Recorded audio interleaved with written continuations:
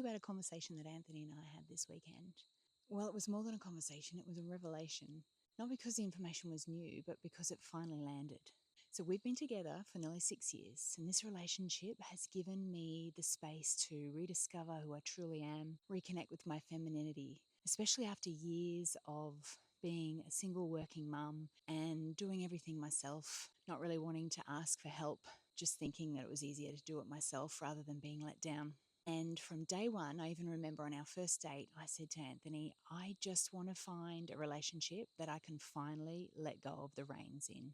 And in order to do that, I need to feel safe. So this weekend, emotions were raw.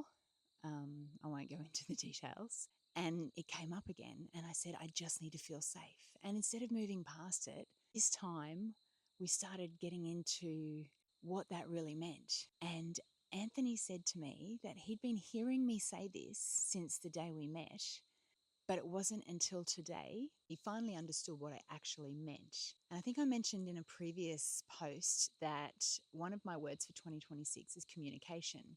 And we've been reading The Art of Communication together as a nighttime devotional before we go to bed. So it's at the forefront of our minds at the moment. And it really highlighted something else I've also said about there being 8 billion people with 8 billion different perspectives and realities. So when you understand that and reading The Art of Communication, you learn that it's really a two-way street. And it's not just about what the person is trying to say. The person that is trying to get their point across really needs to understand the capacity, the bandwidth, the emotional intelligence, the nervous system, all of these things of the person that they're trying to get their point across to, so that they can make sure that what they're saying is truly understood in the way that they mean it and not clouded by the other person's beliefs and nervous system and everything else that I've just said. This weekend was amazing for us. It reminded us that communication doesn't come from repeating yourself louder and louder.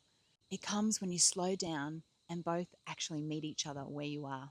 When that happens, when communication lands, everything changes. It only took 6 years, but we got there.